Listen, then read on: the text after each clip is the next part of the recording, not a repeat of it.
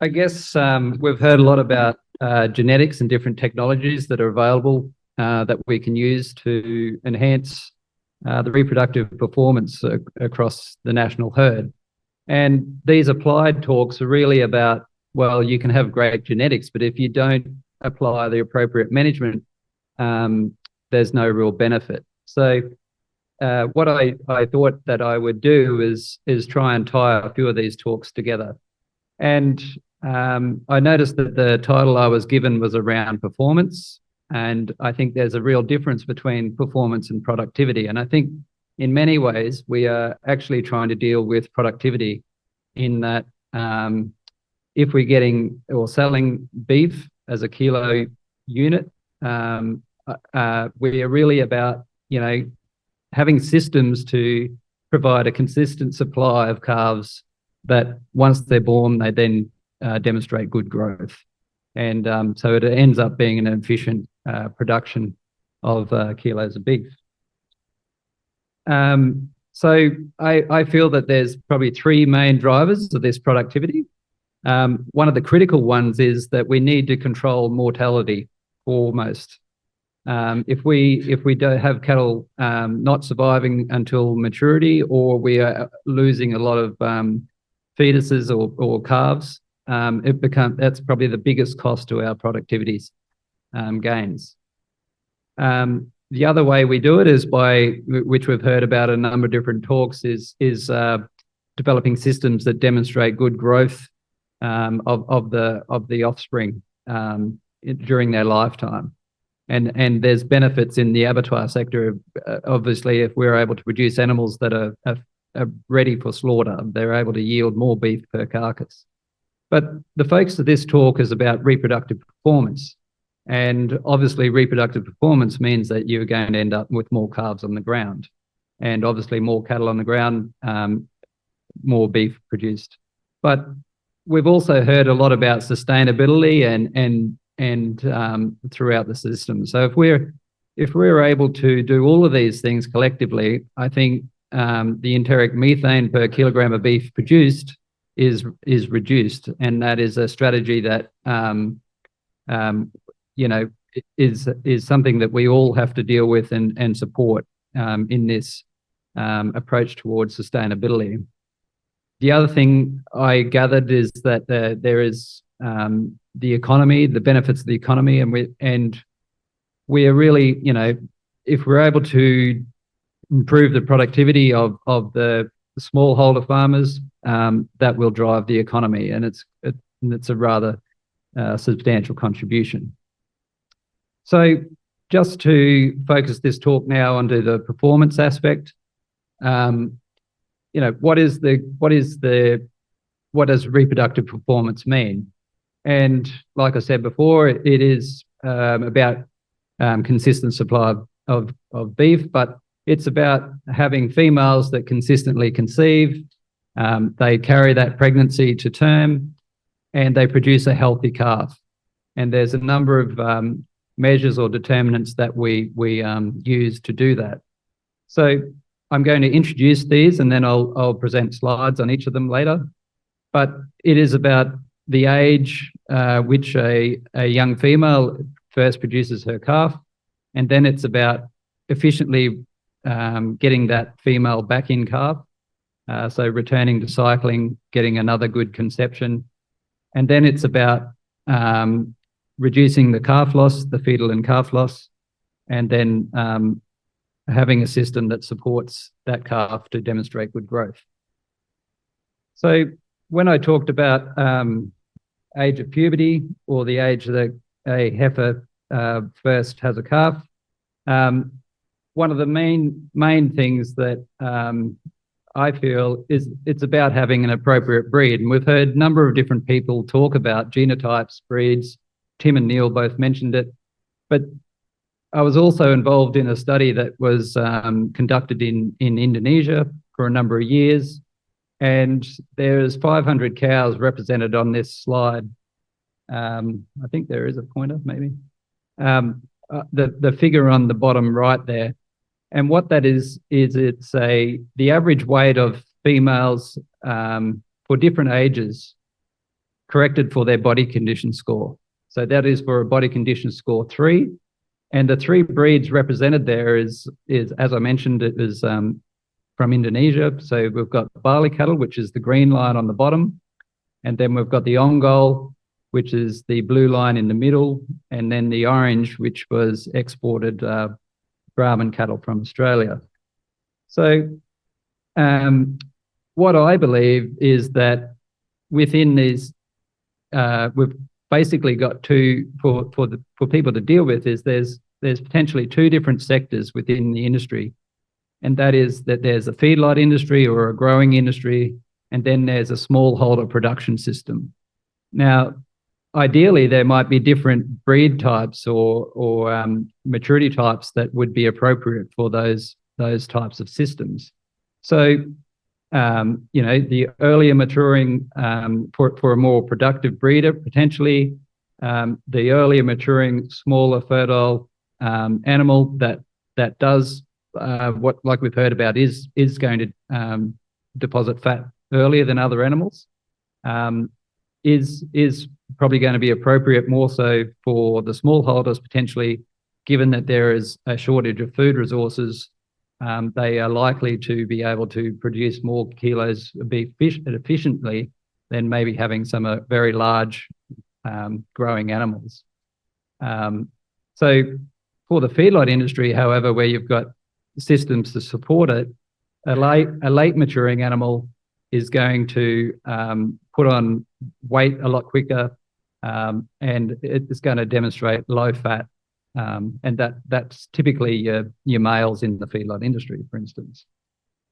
The other point I will make, bringing this back to conception, is that the figure on the right, on the left, sorry, is a potential method to compare the likelihood of pregnancy of heifers across breeds, and this one is done for using Brahman, but I'm just introducing the method here, and that is looking at hip height versus the weight.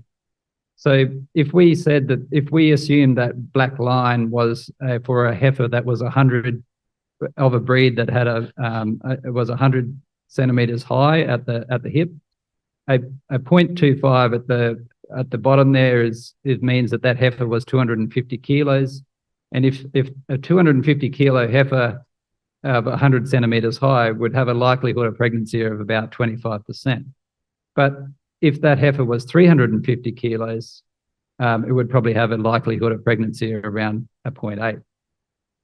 So what I'm trying to introduce here is body weight at the time of mating is critical, and the rule of thumb that is often applied is 2/3 of mature weight. So you can see there that the mature weight for the barley animal is probably around about 250 kilos. Whatever that is, probably about 180 kilos, and then versus a 400 kilo or 450 kilo Brahman, which is a mating weight for heifers around 300. So a big difference in the food requirements. The other aspect, I believe, is very important for efficient production, is having your cows in a way that they return to cycling and reconceive after producing a calf very efficiently, producing a calf. And one of the, I'm going to go through each of these aspects in the slide later on, but one of the main things is the nutritional management of that female right through its pregnancy and during lactation, the management of lactation, but and also breed effects in relation to that. The other one is which Neil has also introduced, is mating management. So actually, can you mind going back a slide? Red one. Right, so this is from the same data set in Indonesia, and this is a method which we used, the efficiency which cows return back from calving, and that is 100 days pregnant within 100 days after calving. Now, commonly, a lot of people use intercalving interval and things like this, and we use 100 pregnant within 100 days after calving because it means that all animals that we're monitoring can contribute an outcome, and it is a non-biased way to measure performance over time. So what we found with these 500 cows in Indonesia was that about 25% of them were pregnant within 100 days over calving, but there was huge variation within villages or across villages. What is interesting is that this figure is not so different to what we see in northern parts of Australia. So under many stations in northern Australia, if we were to run a similar analysis, they would actually come up with a similar figure of proportion of females pregnant within 100 days. So one of the main determinants of that is nutritional management. So in Australia, we've got huge expansive paddocks, and we deal with that with stocking rates. So we would calculate how much pasture is on offer, and then we would work out how many, what number of animals is appropriate to put in that paddock. In the same sort of situations here, we have to supply feed, and depending on how much food resources you have available, one of the things is to consider is what is the mature size or how big the animal is that is appropriate for you and what food resources you have available. So on the right at the top there, I've got the different suggested dry matter intakes per day for a body weight over the different stages of a female. And you could see that if you've got maybe a yellow cow, which is similar to a Brahli animal, versus an imported Brahman animal, the amount of food that you actually need to provide that cow every day is vastly different. So what I'm saying is that we need to consider what is appropriate. Even though we want big growing framed animals, we may be able to produce more beef by having a more appropriately sized animal. And there are many Brahmins that vary in size and height as well. So the other way is obviously using byproducts, which we've already heard about. And this is a paper I found where they were introducing cassava to the diet. But obviously there are byproducts around and opportunities that we could include different food sources of concentrates to improve the body condition score of cows by calving and dealing with that nutritional challenge while they're lactating and pregnant. On the right there's a difference between, I'm demonstrating the difference in performance for different body condition scores for pregnancy within 100 days. And you can see there that there's only a 15% difference in pregnancy while lactating. And I'll go into some of the reasons why that may be. But what the take-home message from that is you need to manage the body condition score of the cows if you want to get them back in pregnant soon after calving. One of the ways to do that and maintain body condition score, and one of the cheapest ways to do that, like Neil said, was the management of lactation. So we know that from Bos Indicus cows, they have a strong feedback mechanism that stops them from cycling again or makes it harder for them to cycle again when they're lactating. And generally we make the recommendation that based on body condition score, depending on how much you're able to feed that calf and cow, we want to wean these cows within 3 to 6 months. And what we will find that if we do wean these calves, they actually require less food and we're able to support them nutritionally more better than what we would if we had them on the cow. The other thing that's really important is, if we can, avoid cows that are lactating during unfavourable times of the year. One of the things that I noticed is that the Vietnamese rainfall pattern is pretty much the opposite to what we have in Northern Australia. And we sell a whole heap of what we call out-of-season females that potentially would fall straight into the optimum time for Vietnam. Right, I'll go back to that. One of the reasons why we saw very low pregnancy within 100 days was some issues around, or some challenges around AI versus natural mating. So AI obviously has incredible opportunities. Having a centralized sort of AI system means that there is a huge potential to change the genetic profile of your herd. And it is something that shouldn't be taken lightly. That is a huge strength. So you can actually change the genetics of the national herd through the AI centres that is here. One of the other things about AI and natural mating of bulls, if you're trying to sell animals into the feedlots, is we have to think about how do we get lines of cattle and control the variation so that it makes it more attractive for the feedlotters. So, like I said before, there's different sectors within the industry, and having both the breeding and setting those breeding systems up so they can supply into the feedlot, it would be an appropriate way to go.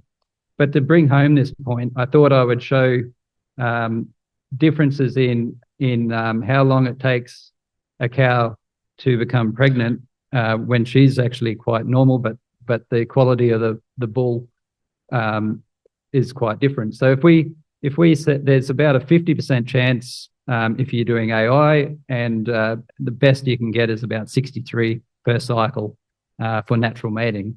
So if we said and on this chart here, we've got days to mating on the bottom, and then the cumulative percentage of pregnancies, successful pregnancies. So if we just assumed in roundabout figures, you'll end up after about 1, 2, 3, 4 matings, you'd have about 40% of your cows pregnant if you were using AI, but natural mating, you would have it over 70%. So there's a huge difference in concentrating the pregnancies. So what I'll just close on is we've spoken a lot about pregnancy and getting pregnant animals, but that's only part of the story. We have to get that pregnancy through to have a vigorous calf on the ground. And one of the things, or a few of the things that we know, is there's a large difference between heifers and cows. Heifers typically have a much higher calf loss calf mortality rate than cows. So a heifer might have in the order of about 25% mortality rate of calves versus cows that would be in the order of 10 to 12%. One of the other conditions, one of the main reasons for this, or some of the other aspects of that, is behaviour of a heifer. We're still learning a lot about this, but like young mums, it takes a lot for them to know how to feed a calf. And the other interesting thing is that there's only about a 24-hour period that the calf has to absorb the colostrum and develop a sound immunological response, or armour for any potential diseases. So where these calves are being born, what environments they're on, what diseases they're getting exposed to, becomes critical in improving your ability to successfully raise calves. With nutrition, what we're finding is that obviously it's very important to have cows in a very good condition and on a good diet around the time of calving. If cows are in a condition that supports a good birth, an efficient birth, that calf's likely to stand quicker, absorb milk better, and develop that immunological response. The other added benefit is that the cow will probably have more milk on board that they can provide the calf. The other thing that I thought I would mention is I'm not sure if it's an issue here, but in some of the work in Indonesia, that we've found that predation from village dogs can be a big issue, and you sometimes have to manage that. So just to bring this to a close, I thought I would make a few points in that, we can all get drawn into the technologies, and it's very exciting to be drawn into the technologies and what's the potential there. But I think it's very equally important, or if not more so important, to think about the basics and do the basics very well before we start or, starting from a baseline from that and then build on that and intensify. I think it's quite important that we think very hard about what genetics is appropriate for different sectors within the industry and take advantage of all the different opportunities that offers, both with importing cattle from Australia, feedlots, and selection of females within your own country. I think that one of those opportunities potentially is the AI centres and how you can influence your national herd. And I thank you very much for allowing me to speak today, and I've really enjoyed it. Thank you, Kieran.